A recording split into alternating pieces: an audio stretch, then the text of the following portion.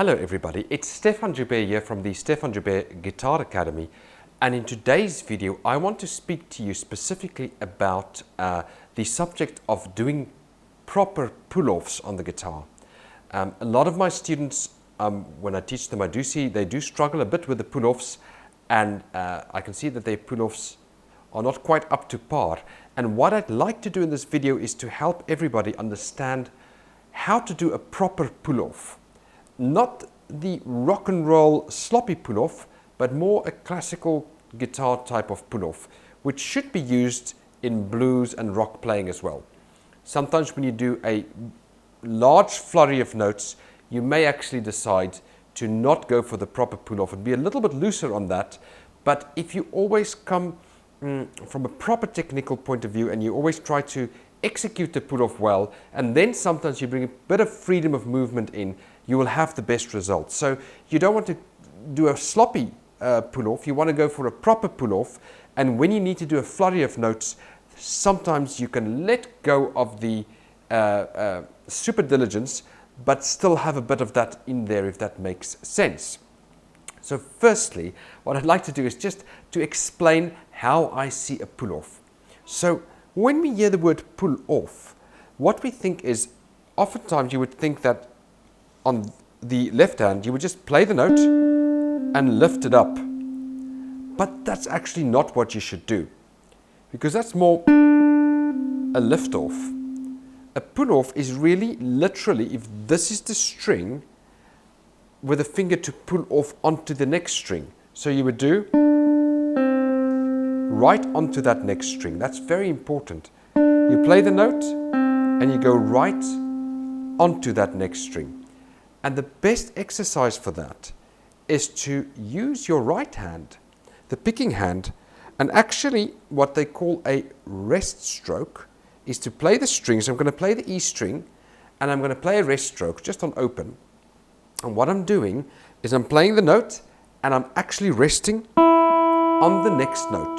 So I'm not just plucking it up, I'm basically going all the way through from that E, and I end up resting on the B. So if these are the strings, it's basically playing and resting, playing and resting. So let me do that again. So I play and I rest on the string. And I want to show you this as an exercise, because this is going to open it up for you on the left hand. So what we're going to do is I'm going to play it.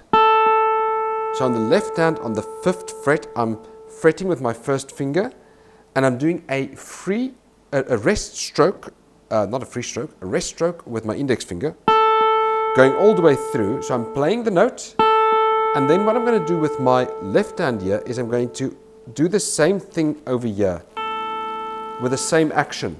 Now, when we do it on the first string, you will not have another string to feel that result on. So just imagine there's another string, but we'll have that on the second string. So what I do is I play with the right hand, and then I play with the left hand like a pull-off. Play and a proper pull-off. Then I go on to the second string and I do the same thing. I play it, and then I play the note and I pull off. So note, I'm not doing any hammer-ons here. What I'm doing is I'm plucking the string with the right hand with a rest stroke, and then again I'm plucking it with the left hand with a rest stroke. So instead of calling it a pull off, we could call it a pluck off or a rest stroke with the left hand. So basically what I'm doing is I'm taking this finger and resting on the other string. So then you have a proper pull off as opposed to lifting it up in this weak sound. But let us continue with this exercise. So now I go to the 3rd string. First finger on the 5th fret, doing my rest stroke with the index finger, doing my rest stroke with my 3rd finger of the left hand. Rest stroke with the index finger, rest stroke with the 1st finger, the 3rd finger of the left hand. I'd like you to do exactly the same exercise.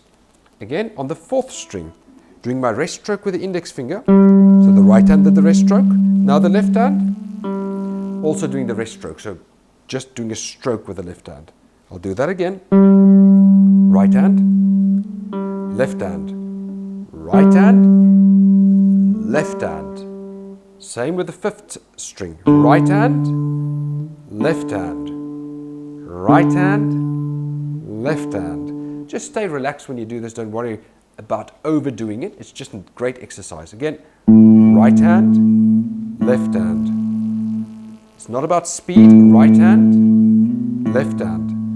It's just about getting the idea for this finger to go all the way onto the next string as opposed to that, because that's weak.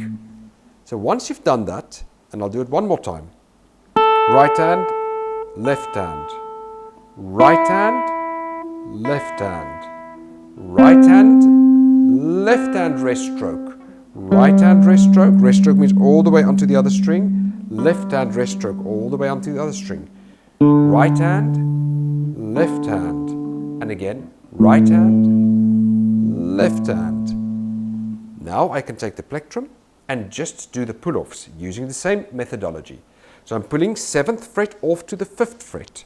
7 to 5, 7 to 5, 7 to 5, 7 to 5, 7 to 5. All rest strokes, all going through. And you can hear when I do that, the quality of sound is very good. If I did lifting up, I'm not getting that sound. And then sometimes you can get that kind of sound. It's super weak. You don't want to be doing that. You want to go. Now again, if you do a flurry, then sometimes one can be a little bit looser with it. But as a rule, you want to practice it doing the proper pull-offs, and then later you can also incorporate the more freestyle. So I'll do that again. Pull off 7 to 5, 7 to 5, 7 to 5.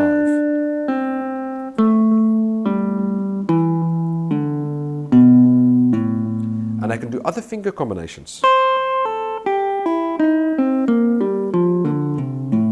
Another finger combination. This one is a little tricky. 4th finger to the 3rd finger. You've got to be really on it for this one. It's a little tough one. And you're not going to be using that a lot. It's just to get for the, for practice purposes. Because what could happen is you may do something like this. And you've got to get that neat.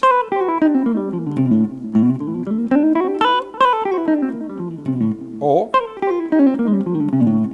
and the thing is, if you've practiced it properly, then that will sound right. Now I'm just going to get my metronome, and I'm just going to show you how to practice this on a metronome. It's quite essential that you practice this exercise on a metronome because it's really going to help you succeed. One moment.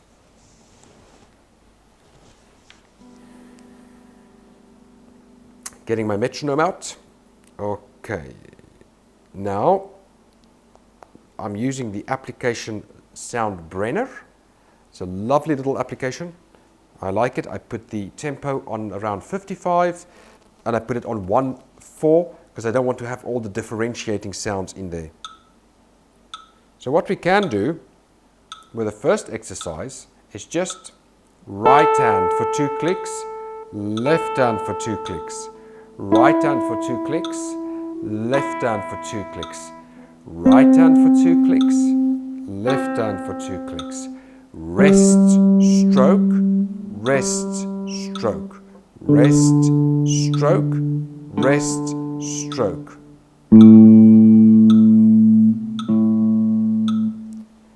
And then what we can do, and I'll do fret 7 to fret 5 using proper pull-offs on the metronome click.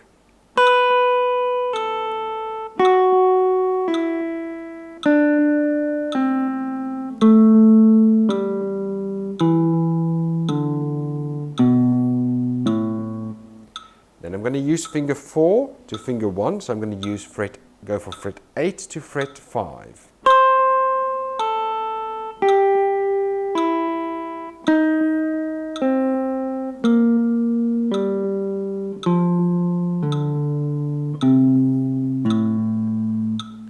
And now I'm going to do fingers 4 to 2, fret 8 to fret 6.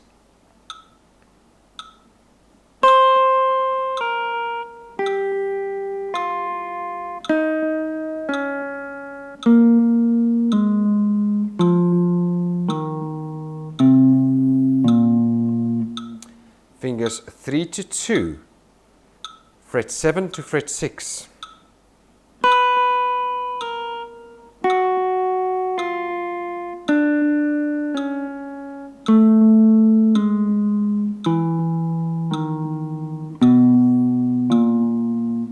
And finally, the two ones that are a bit weak, usually the 4 to 3.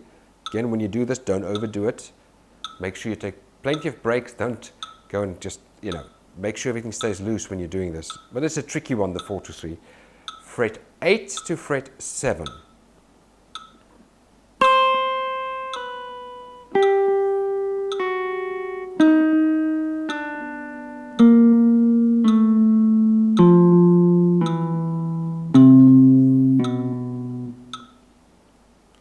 So I do hope that helps you. And if I can leave you with this again, just to really help you, think of, if you see two strings here, the finger going through and resting on the other string when I pluck it with the right hand. With the left hand, when you do the pull off, the finger should rest on the other string. So I'll just do it on the 12th fret, 14 to 12. The finger is resting. The finger is resting. I'm right on the tips. The finger is resting. The finger is resting. The finger is resting. So then when you play a little lick of some sort, let's say, the sound is neat,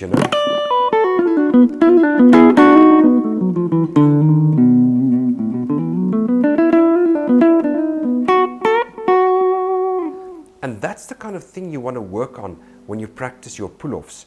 So make sure that you practice the pull-offs like this. The way I see it is when you practice the guitar, when you practice your technical side, which I would suggest to do first before you go on to practicing licks or a song or your jam, do the technicals front really properly so you can have a good motor. I always take the analogy of a car. If you like fast cars or you like nice cars, in a good car there'll be a good engine.